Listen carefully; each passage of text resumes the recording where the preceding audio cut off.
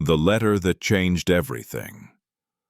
Marcus sat in his tiny rented room in Chicago's South Side, staring at the official letter in his trembling hands. The radiator clanked and hissed, barely fighting off the February cold. His mother's photograph smiled at him from the cracked wall, the same gentle smile she wore even during their hardest days. The letter was from Harrison and Associates, one of Chicago's most prestigious law firms. Marcus had almost thrown it away, thinking it was some scam. But curiosity made him open it. Dear Mr. Marcus James Carter, we regret to inform you of the passing of Mr. James William Carter, Sr. As per his last will and testament, you have been named as a primary beneficiary.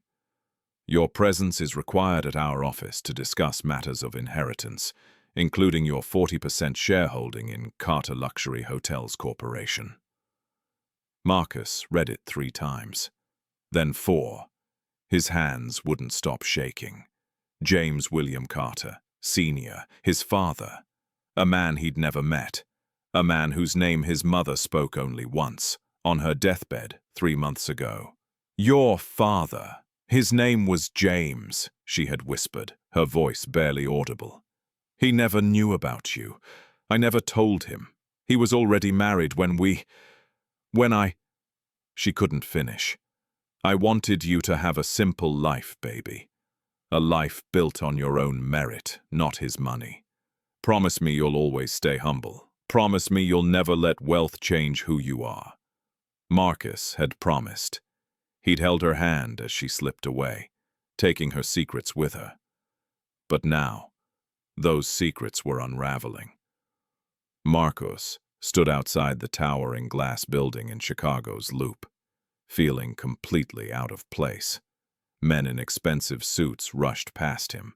Women in designer clothes talked on the latest iPhones. And here he was, in his neatly pressed but clearly inexpensive khakis and department store jacket, carrying a worn leather bag his mother had bought him at a thrift store years ago. The law office was on the 42nd floor. Everything screamed money. Marble floors, leather sofas, abstract art that probably cost more than Marcus's entire year's salary as an accountant at a small manufacturing firm. Mr. Marcus Carter. The receptionist looked him up and down with barely concealed disdain. Mr. Harrison is expecting you. Harrison was in his 60s, with sharp eyes that had probably seen every kind of human drama imaginable. Please sit, he said, his tone professional but not unkind. He slid a folder across the polished desk. I'll be direct, Mr. Carter. Your father, James William Carter, Sr., passed away from a heart attack 2 weeks ago. He left very specific instructions in his will. But how did he even know about me? Marcus's voice cracked. He didn't, not until 6 months ago. Harrison opened the folder. Your mother's sister, your aunt, she contacted him on her deathbed, told him everything about you, about your mother, Diane. He was devastated. He wanted to meet you, but your mother had already passed. He hired investigators, found you, and had been watching you from a distance. Tears burned Marcus's eyes. Watching me. Yes. He read reports about your life, your education, your character, how you supported your mother through her illness while working 2 jobs, how you never took shortcuts, never compromised your integrity, even when offered opportunities to cut corners at work. Harrison's voice softened. He was proud of you, son. Very proud. Marcus couldn't speak. He'd spent his whole life fatherless, and now he was learning his father had known about him, had watched him, had been proud. He owned Carter Luxury Hotels, a chain of 5 luxury properties across the Midwest and East Coast. He also had a family. A legal family, a wife, 2 sons, a daughter. They've been running the business for years. So why am I here? Harrison smiled grimly. Because your father gave you 40% of the company shares. His wife has 20%. Each of his 3 children has 10% each. That makes you the majority shareholder, Mr. Carter. Technically, you control the company. The room spun. That's not possible. It's very possible, and very real. Harrison leaned forward. But there's a condition. Your father wanted you to experience the business from the inside before claiming your position. He wanted you to work there for 3 months, anonymously, to see how things really run, to see the character of the people involved. Only after that period can you reveal your identity and take your rightful place. Work there as what? As whatever position they give you. Your father's instructions were clear. Apply for a job at the head office. Don't reveal who you are. Watch, learn, understand. Then decide if you want to claim your inheritance or walk away. Walk away from 40%. Your father, Harrison said quietly, wanted you to have a choice. He built his empire on character and hard work. He wanted to see if his other children had the same values. And he wanted to see what kind of man you'd become without his influence. He paused. You have 3 months, Mr. Carter. 3 months to decide if you belong in that world. The first day, Carter Luxury Hotel's head office occupied 3 floors of an elite business tower in downtown Chicago. Marcus stood outside the building, his heart pounding. He'd prepared his fake resume. Accurate work experience, but no mention of his real identity. He was just Marcus Carter, an accountant looking for work. The HR manager, a sharp-faced woman named Veronica, barely glanced at his credentials. We're not hiring for accounting right now, she said dismissively. The job posting said, that posting is old, but she looked him up and down, noting his simple clothes, his nervous demeanor. We do need someone for facilities management. Basically, helping maintain the office, handling vendors, managing supplies. It's entry level. Pays $2,800 a month. It was less than half his current salary, but Marcus nodded. I'll take it. She seemed surprised. You have an accounting degree and you'll take a facilities job. I need work, Marcus said simply. And I'm not afraid of any honest work. Something flickered in her eyes. Maybe respect, maybe pity. Start Monday, 8 a.m. sharp. On his first day, Marcus met the family he never knew he had. Brandon Carter, the eldest son, 35 years old. Tall, handsome, always in expensive Italian suits. Vice President of Operations. He walked through the office like he owned it, which, technically, he partly did. Derek Carter, the younger son, 32. Equally polished, equally arrogant. Chief Financial Officer. He had their father's sharp business mind, but none of his humility. Vanessa Carter, the daughter, 28. Marketing Director. Beautiful, educated at Yale, and completely obsessed with the company's image and her own. And Patricia Carter, their mother, the widow, in her late 50s, elegant, cold-eyed. She watched everything like a hawk. None of them noticed Marcus. To them, he was furniture. His supervisor was a kind older man named Jerome, who'd worked at the company for 20 years.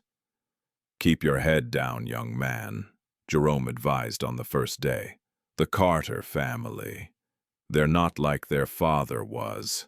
Old Mr. James, God rest his soul. He knew every employee's name. These 3? They'll walk past you like you're invisible. Marcus learned this was painfully true. On his 3rd day, Marcus was fixing a broken chair in the conference room when Brandon walked in with clients. He literally stepped over Marcus's toolbox without a glance, as if he were part of the floor. On his 5th day, Vanessa spilled coffee on some documents he was carrying and snapped, "Watch where you're going!" even though she'd bumped into him while texting. On his 8th day, Derek saw him eating lunch in the staff room and wrinkled his nose. These people eating their soul food. This place smells like a greasy spoon now. But Marcus remembered his mother's words. Stay humble, Character over everything. He cleaned. He fixed things. He smiled politely. He observed, and what he observed troubled him deeply. The cracks in the empire. Marcus had worked in accounting, long enough to recognize financial irregularities when he saw them. And Carter luxury hotels had plenty. It started small. He noticed Derek approving vendor invoices that seemed inflated. A marble supplier charging doubles the market rate. A furniture company billing for items that never arrived. Then he noticed Brandon approving construction contracts for renovations at the Detroit property. Renovations that, according to the maintenance staff, weren't actually happening. Vanessa was funneling marketing money into her friends' agencies, paying premium rates for mediocre work. Marcus said nothing. He just watched and documented mentally. But the real shock came during a late night at the office. Marcus had stayed late to fix a leaking pipe in the executive washroom. As he worked, he heard voices in the adjacent conference room. The door was slightly ajar. "Mom, we need to move faster." It was Brandon's voice. "The company's valuation is at its peak right now. If we sell to the Westwood Group, we'll each walk away with hundreds of millions." "But this is your father's legacy." Patricia's voice was sharp, but not disagreeing, just cautious. "Dad's dead, Mom." Derek's voice was cold. "And he left us with a company that requires actual work. I didn't spend 4 years at Wharton to babysit hotel staff. Let's sell, take the money, and invest it properly." "The Westwood Group will gut the company," Vanessa added. "They'll fire half the staff, rename everything, and we'll be rich enough not to care," Brandon interrupted. "Look, we're the majority shareholders. We have 60% between us. We can make this decision." Marcus's blood ran cold. His father had built this company over 30 years. Thousands of employees depended on it. Loyal people like Jerome who'd given their lives to it. And these three were going to sell it like a used car. "What about the 40% shareholder?" Patricia asked. Marcus froze. "That Marcus Carter, whoever he is?" Derek laughed. "Dad's illegitimate son. Please, he's probably some uneducated nobody from the South Side. We'll offer him $20 million to sign over his shares. To him, that'll be a fortune. He'll take it and disappear." "And if he doesn't?" Vanessa asked. "Then we'll handle it," Brandon said darkly. "One way or another." Marcus's hands clenched around his wrench. They thought he was nothing. They thought he could be bought off like a nuisance. They had no idea he'd been standing 20 feet away this whole time. The education of Marcus Carter. The next morning, Marcus arrived at work with a new purpose. He wasn't just observing anymore. He was preparing. He started spending his lunch breaks in the company's document room, which nobody bothered to lock properly. Using his accounting knowledge, he began pulling files, cross-referencing invoices, tracking money flows. The corruption was breathtaking. Over the past 3 years, the Carter siblings had siphoned off nearly $80 million through fake vendors, inflated contracts, and dummy companies. They'd hidden it well, spread across multiple accounts disguised as legitimate business expenses. But Marcus's eyes, trained by years of meticulous work, saw the patterns. He photographed documents with his old phone. He created spreadsheets on the staff computer after hours. He built a case, piece by piece. Meanwhile, he continued to be invisible, the perfect servant, the forgettable employee. One afternoon, he was cleaning windows in Brandon's office when Brandon took a call on speaker, too arrogant to care that the help was in the room. "Yes, Mr. Westwood, we're very interested in your offer. $320 million for the entire company. We'll need to think about it. Give us 2 weeks to convince the minority shareholder." Marcus's reflection in the window showed no emotion, but inside, he was calculating. 2 weeks. They were planning to sell his father's life's work in 2 weeks. He had to act faster. That evening, Marcus called Harrison. "I need to attend board meetings," he said, anonymously. "That's highly unusual. The will said I needed to observe the business. I'm observing criminal activity. I need to see the full scope before I reveal myself." There was a long pause. "Your father did give you full shareholder rights during this observation period. Technically, you can attend via video conference. We can set up a secure connection, disguise your identity. Do it." The first board meeting Marcus attended, as a silent, unnamed video participant labeled only as shareholder number 5, was an education in corporate greed. Brandon presented the Westwood Group's offer with barely concealed enthusiasm. $320 million total valuation, to be distributed among shareholders proportionally. With 40% shares, the minority stakeholder would receive $128 million. I think that's more than generous for someone who's contributed nothing to this company. "Have you contacted this person?" one of the independent directors asked. "We're in the process," Derek lied smoothly.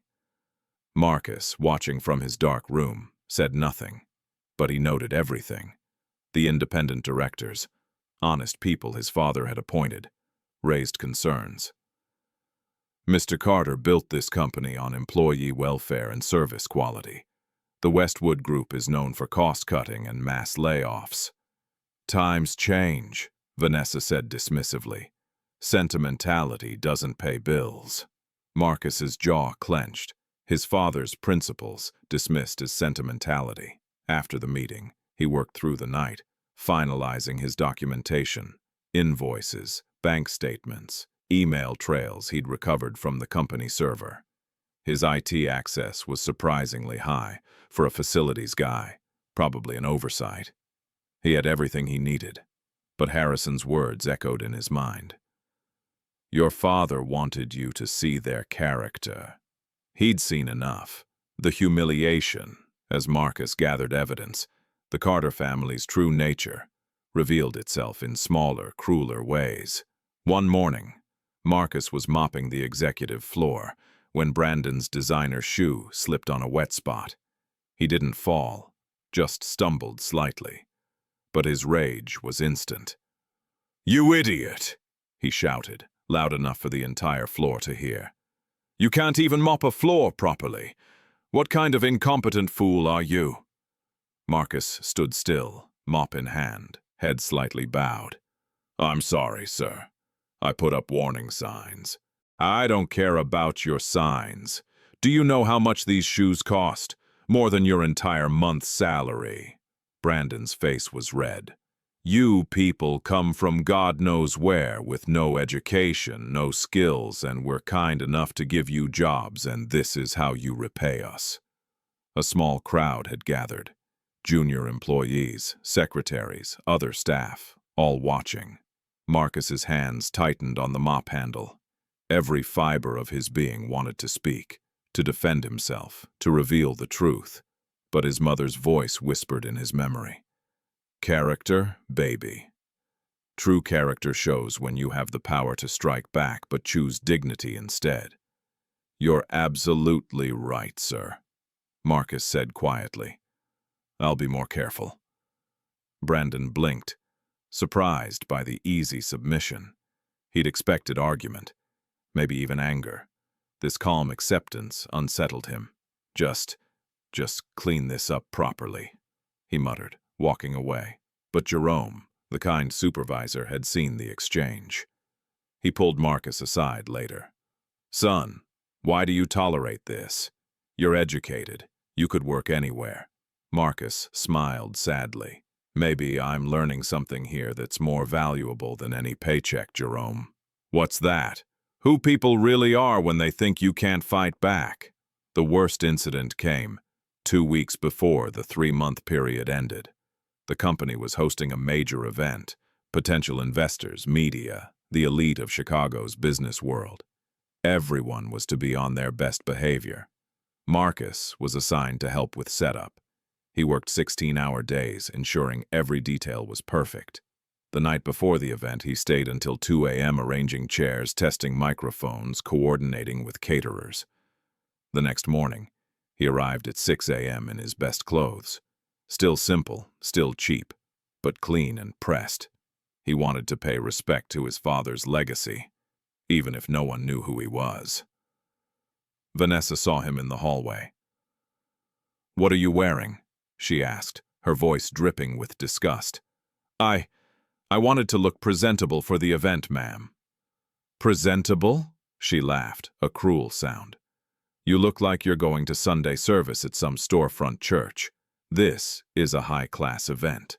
We can't have people like you visible to our guests. I'll stay in the back, I promise." "No.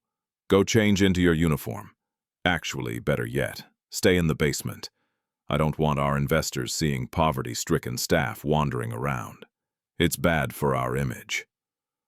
Something in Marcus's eyes must have flickered because Vanessa stepped closer, her voice lowering to something almost dangerous. "You think you're better than this job? You think you deserve to be up here with us? Let me tell you something. You will never be more than what you are right now. This is your ceiling. Know your place." Marcus looked at her. Really looked at her. Her expensive designer suits. Her jewelry that cost more than most people's homes. Her complete lack of awareness that the person she was humiliating owned more of this company than she did. "Yes, ma'am," he said quietly. "I know my place." He spent the event in the basement, listening to the sounds of celebration above. In that dark, quiet space, surrounded by old files and storage boxes, Marcus made his final decision. He would reveal himself.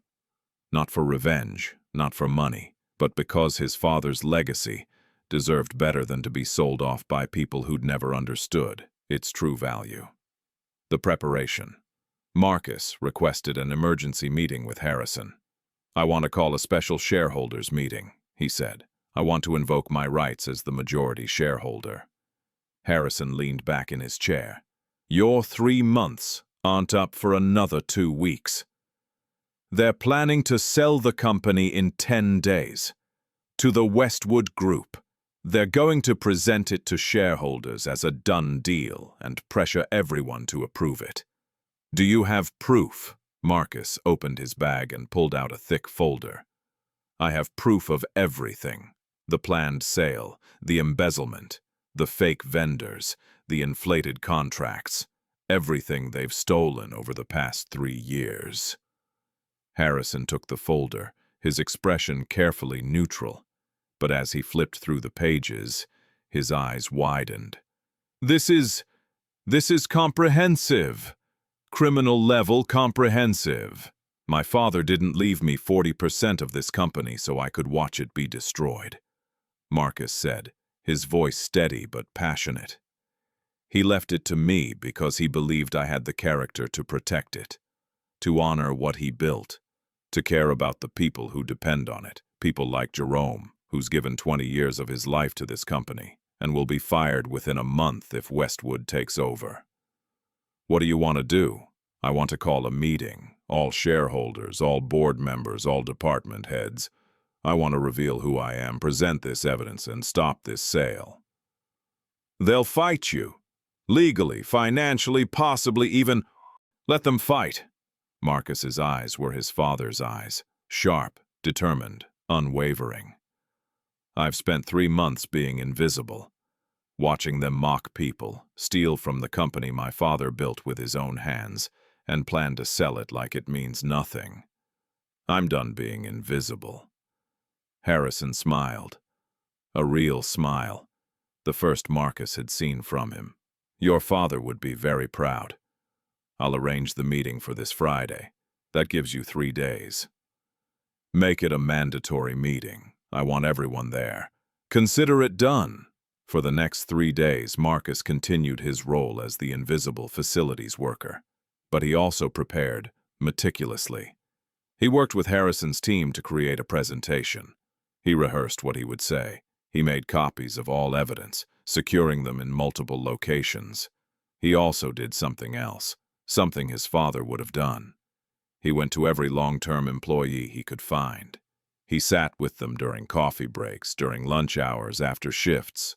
He learned their stories. Jerome, who'd worked his way up from driver to supervisor, who'd put 3 kids through college on his salary from this company. Loretta, the head of housekeeping at the Chicago property, who'd been with the company since its first hotel opened, who remembered when Mr. Carter himself used to help her carry supplies. Antoine, the head chef, whose culinary school fees had been paid by James Carter personally, who'd named his son after his benefactor. Dozens of stories, hundreds of lives, an entire ecosystem of human dignity that existed, because one man had built a company on the principle that business should uplift, not exploit. This was what the Carter siblings wanted to sell. Not just hotels and property, but lives and legacies. On Thursday night, Marcus couldn't sleep. He sat in his small room, looking at his mother's photograph. "I hope I'm doing the right thing, Mama," he whispered. "You wanted me to stay humble, to earn respect through character. But sometimes character means standing up, doesn't it? Sometimes humility doesn't mean accepting injustice." The photograph offered no answers, but in his heart, Marcus felt a calm certainty. His mother had taught him to be humble, but his father, a man he'd never met but was coming to know through his legacy, had shown him that humility without courage was just another form of cowardice. Tomorrow, he would show them both that he'd learned the lesson. The revelation. Friday morning arrived with one of those crisp Chicago days where the sky was so blue it almost hurt to look at. Marcus, dressed carefully. Not in expensive clothes, but in clean, simple, dignified ones. A neat button-down shirt and slacks his mother had bought him for his college graduation. Clothes that had seen him through job interviews, through her hospital vigils, through her funeral. Clothes that represented who he really was. He arrived at the office at 7 a.m., 2 hours before the mandatory 9 a.m. shareholders' meeting. The conference room was the largest in the building, usually reserved for major events. Harrison was already there, along with his legal team. "Everything is ready," Harrison said. "The presentation is loaded. Security has been briefed, strictly confidential until you decide otherwise. Are you sure you want to do this?" "I've never been more sure of anything. Your father," Harrison said quietly. "He left me a letter to give you. I was supposed to give it after the 3 months, but I think today is the right day." He handed Marcus an envelope.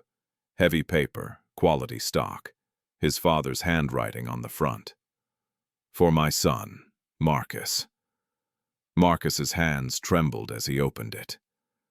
"Dear Marcus, if you're reading this, you've completed the 3 months I asked of you. Or perhaps you've decided to reveal yourself earlier, which, depending on the circumstances, might be the wisest choice. I never got to meet you. That is my greatest regret.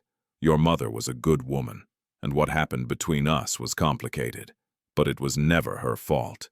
She chose to raise you alone rather than complicate my life, and for that, I will always feel both gratitude and shame. When I learned of your existence, I was shocked, then devastated that I'd missed your entire life. But when I saw the man you'd become, honest, hard-working, kind even when life was hard on you, I felt something I hadn't felt in years. Pride. My legitimate children had everything: money, education, opportunity.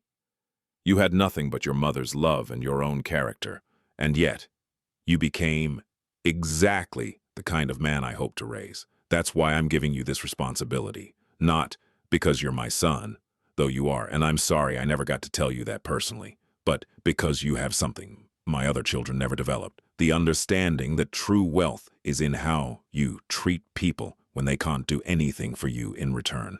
I built Carter Luxury Hotels on a simple principle: do good business, but never at the cost of human dignity. Make money, but remember that your workers have families too. Be successful, but stay humble. My other children forgot this, or perhaps they never learned it. You will face a choice in these 3 months: to claim your inheritance or walk away, to fight for something you didn't build, or to let it go and build your own path. Whatever you choose, choose it with character.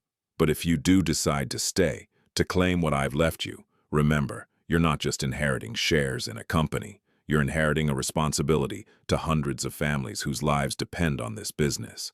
Lead with your mother's humility, but don't mistake humility for weakness. I wish I could have known you. But in a way, through the reports I read, through watching you from afar, I did, and I'm proud to call you my son. With love and regret, your father, James William Carter, Sr. Marcus wiped his eyes. He folded the letter carefully and placed it in his pocket, right over his heart. At 8:45 a.m., people began arriving. Board members, department heads, the independent directors, and, finally, at 8:55, the Carter family.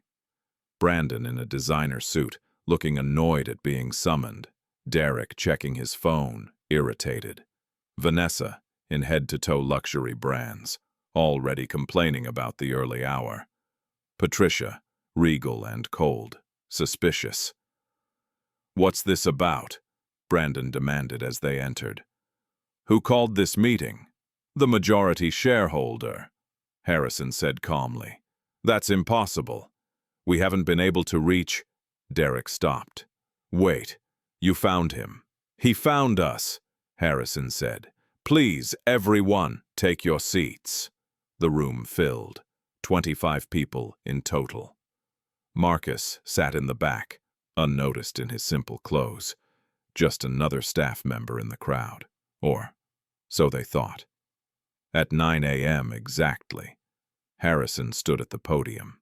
"Thank you all for coming. This special shareholders meeting has been called by the majority shareholder of Carter Luxury Hotels, who owns 40% of the company. For the past 3 months, this individual has been observing the company's operations, as per the conditions set in Mr. James William Carter Sr.'s will." Brandon leaned forward. "So where is this person? Why all the mystery?" "He's here," Harrison said.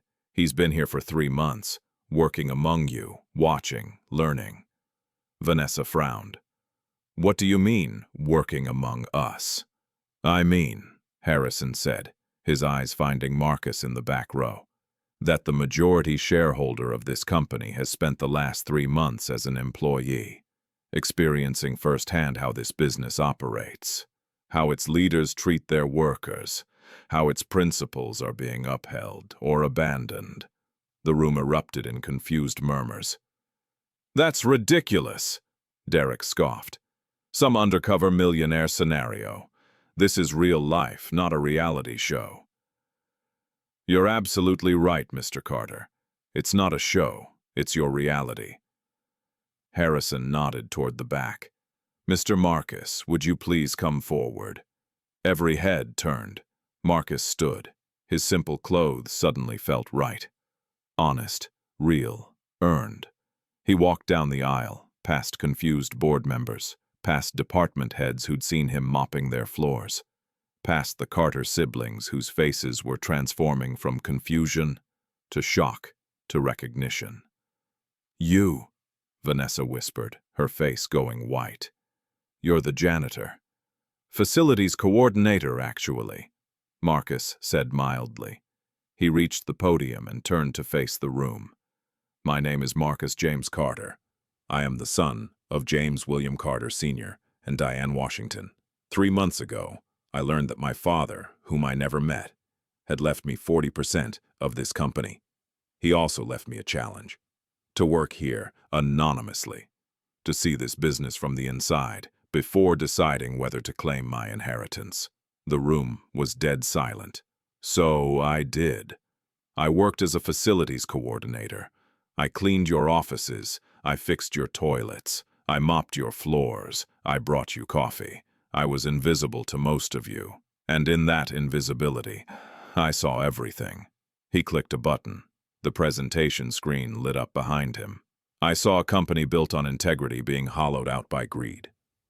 I saw fake vendors billing for services never rendered. I saw contracts inflated by 200%. I saw marketing budgets funneled to friends' companies. Over 3 years, approximately $80 million has been stolen from this company. The slides showed evidence: bank statements, invoices, email trails. Brandon shot to his feet. "This is absurd! You can't just—" "Sit down, Mr. Carter," one of the independent directors said sharply. "Let him finish." "But that's not even the worst of it," Marcus continued, his voice steady. "I also discovered that the current leadership is planning to sell this company to the Westwood Group, a group known for asset stripping and mass layoffs. A sale that would destroy everything my father built." He clicked again. Meeting minutes appeared. Email correspondence with Westwood Group. Financial projections that included workforce reduction of 60%. "Wait!" Jerome's voice came from the crowd, trembling. 60%. That's hundreds of jobs. 847 jobs, to be exact, Marcus said, his eyes finding Jerome. "People like you, Jerome, who've given decades to this company. Gone within 6 months of the sale." Patricia stood now, her voice icy. "Even if all this is true, even if you are who you say you are, why should we listen to you? You're not a businessman. You're an accountant. You know nothing about running a luxury hotel chain." Marcus met her eyes. "You're right. I don't know how to run a luxury hotel, but I know how to read financial statements. I know how to spot fraud, and I know something else." He turned to address the whole room. "I spent 3 months watching how you all work. The executives barely interact with staff. They don't know your names, your stories, your families. But I do. I know that Loretta's granddaughter just got into Northwestern. I know that Antoine named his son James after my father, because my father paid for his education. I know that Jerome has been saving for his youngest daughter's wedding." He saw people nodding, tears in some eyes. "My father built this company on a principle. Businesses should uplift people, not just profit from them. Every decision was made with employees' well-being in mind. Fair wages, educational support, healthcare, respect." He clicked to a new slide. It showed his father's original mission statement, framed in his old office. "Luxury should mean luxury for all. Our guests experience luxury service. Our employees experience luxury treatment. Both matters equally." "That's the company I'm inheriting," Marcus said, "not the corrupted version it's become. And I'm not going to let it be sold to people who will destroy it." "You can't stop us," Brandon said, but his voice lacked conviction now. "We have 60% combined." "Actually, you don't." Harrison stepped forward. "According to the company bylaws written by Mr. Carter himself, any sale of the company requires 75% shareholder approval. Mr. Marcus's 40% is enough to block the sale indefinitely." Derek's face went red. "This is a coup. You can't just—" "I can, and I am." Marcus's voice, quiet for 3 months, now carried the weight of authority. "But I'm not here to destroy this family or take revenge. I'm here to save my father's legacy." He looked at each of them: Brandon, Derek, Vanessa, Patricia. "You have a choice. You can work with me to restore this company's integrity, to honor the principles it was built on. Or you can fight me, in which case I'll use my majority share to call for a full investigation into the embezzlement I've documented. Criminal charges will follow." The room held its breath. "I don't want to destroy my own siblings. Yes, siblings. Like it or not, we share a father. But I won't let you destroy what he built either." The aftermath. The meeting room erupted into chaos. Board members arguing, department heads demanding answers, the Carter siblings whispering urgently among themselves. Patricia was the first to approach Marcus, her face a mask of controlled fury. "You think you're clever," she said quietly, "playing the humble servant, gathering your evidence, springing your trap. But you're naive if you think this ends here. I don't think it ends here, Mrs. Carter, Marcus said respectfully. I think it begins here. You have no idea how to run this business. Then teach me. That's what family does, isn't it? She blinked, clearly not expecting that response. Or, Marcus continued, you can fight me. Waste time and money on legal battles. Watch this company deteriorate while we're in court. Let Westwood or some other vulture swoop in while we're distracted. Is that what you want? What I want, she said icily, is for my children's inheritance not to be stolen by some illegitimate. Careful, Harrison interrupted, stepping beside Marcus.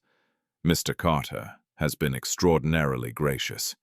He could have filed criminal charges already. He could have gone to the media with evidence of embezzlement. He could have caused a scandal that would destroy this family's reputation forever.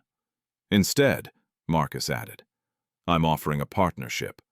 I'll serve as chairman of the board, which is my right as majority shareholder. Brandon can remain as VP of operations, Derek as CFO, Vanessa in marketing. But all major financial decisions go through me and the independent directors. All vendor contracts are reviewed. All expense claims are documented. You want us to work for you? Brandon's voice was incredulous. I want us to work for the company, for the legacy our father built, for the people who depend on us. Vanessa laughed bitterly. And we're just supposed to accept this? Accept you? Marcus turned to her, this sister who'd humiliated him days ago, who'd told him to know his place. You told me to know my place, he said quietly. I do. My place is protecting this company and its people. What's yours? She had no answer. Over the next week, the family struggled with the new reality. Lawyers were consulted. Options were explored. But the evidence was ironclad. The bylaws were clear. Marcus held the power, both legally and morally. The independent board members, who'd been sidelined for years, were thrilled. They'd watched James Carter's principles being eroded and had felt powerless to stop it. Your father would be so proud, one elderly director told Marcus. I worked with James for 20 years. You have his integrity. That's worth more than all the business degrees in the world. Slowly, grudgingly, the Carter siblings began to accept reality. Brandon was the first to crack. Look, he said in a private meeting with Marcus, I don't like this. I don't like you, but I'm not stupid. If we fight, everyone loses. If we work together, maybe we can make this work. That's all I'm asking for, Marcus said. A chance to honor what our father built. Don't call him our father, Brandon snapped. Then quieter. He was my father for 35 years. You didn't know him at all. You're right. I didn't. Marcus's voice was sad. I would have given anything to know him, to have even one conversation with him. But I didn't get that chance. Something in Brandon's expression softened slightly. He was a good man, tough, no nonsense, but fair. He really did care about the employees. He paused. We forgot that somewhere along the way. It wasn't forgiveness. It wasn't even acceptance. But it was a start. Rebuilding. The transformation didn't happen overnight. It took months of hard work, difficult conversations, and fundamental changes. Marcus's first action as chairman was to cancel the Westwood sale. His second was to fire every fake vendor and renegotiate contracts at fair market rates. His third was to implement financial transparency. All major expenses reviewed by both the CFO and an independent auditor. The embezzled money was harder to recover. Some was gone forever, spent on luxury lifestyles. But they managed to track down about $30 million through legal pressure and settlements. That money went into an employee welfare fund, educational scholarships for employees' children, better healthcare coverage, performance bonuses based on objective metrics. Marcus also did something unprecedented. He instituted a minimum wage policy 30% higher than industry standard and capped executive pay at no more than 20 times the lowest salary. "You're destroying shareholder value," Derek complained. "I'm building employee loyalty," Marcus countered. "Happy employees give better service. Better service attracts better clients. Better clients pay premium prices. It's good business and good ethics." Derek shook his head but couldn't argue with the logic. Within 6 months, employee turnover dropped to nearly zero. Service quality improved dramatically. Guest satisfaction scores reached all-time highs.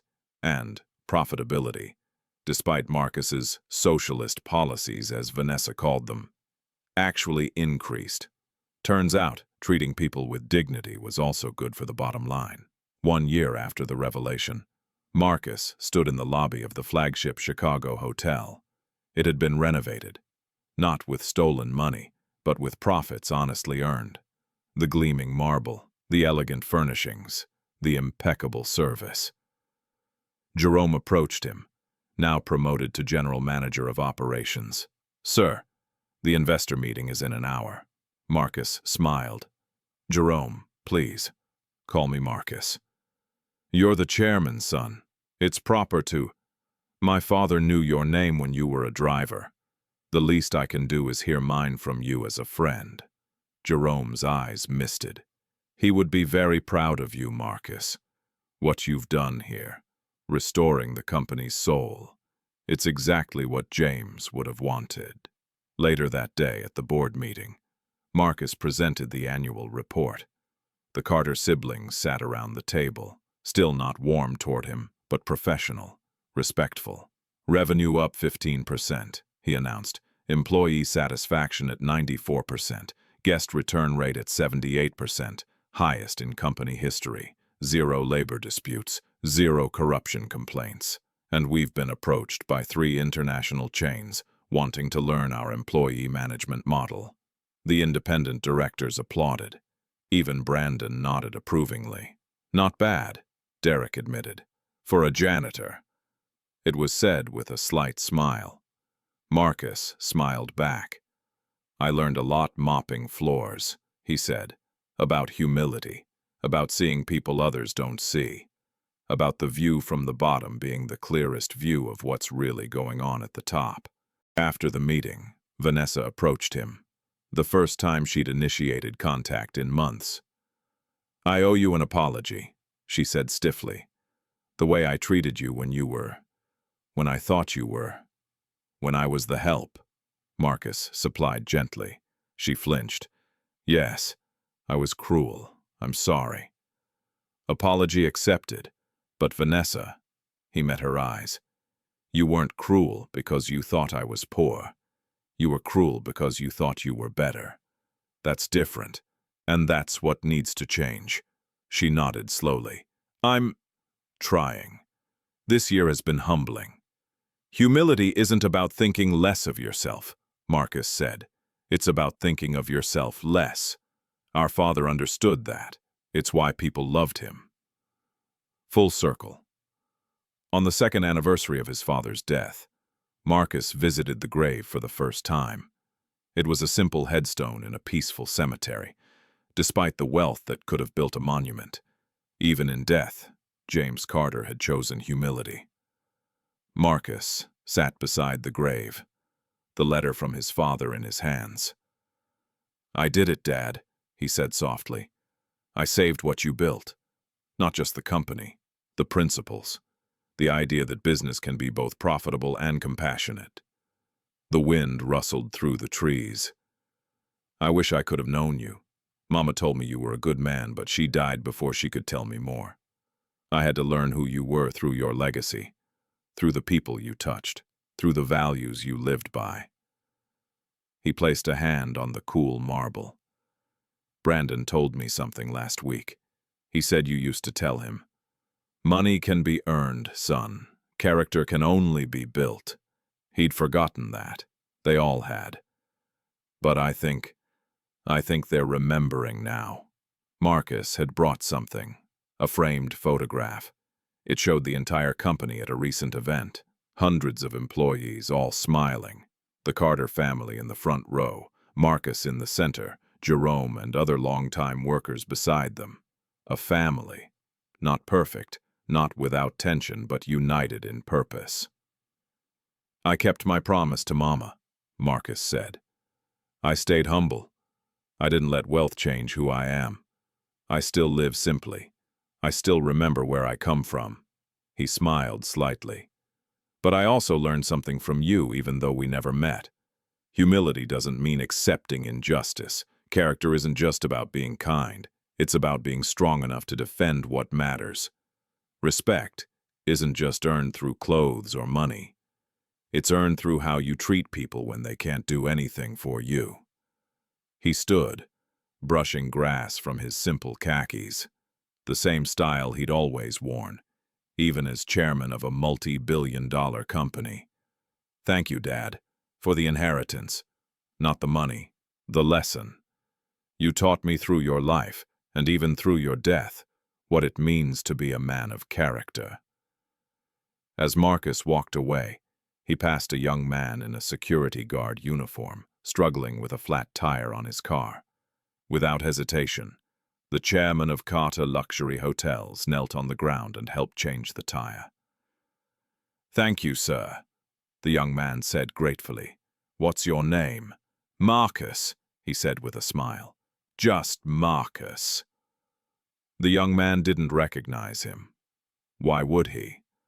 The chairman of a major company, covered in tire grease, helping a security guard.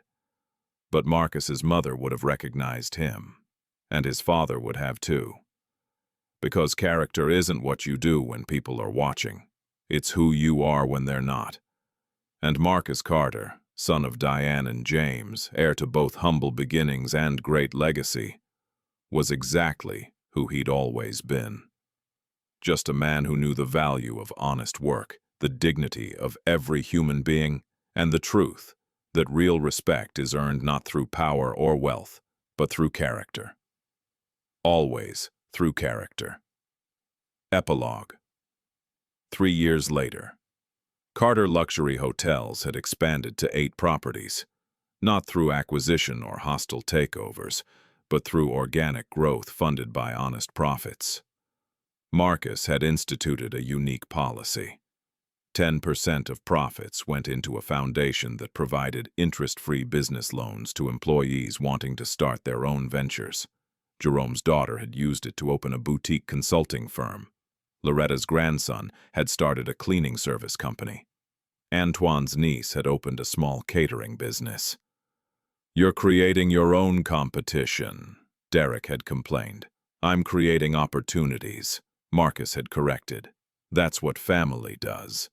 The word family had evolved in meaning. It now included not just the Carter siblings, who'd gradually, grudgingly, come to respect if not love their illegitimate brother, but the entire network of employees and former employees whose lives had been touched by the company. Marcus never married. "Maybe someday," he'd say when asked. "But right now I have 1,200 people depending on me to get this right. That's family enough."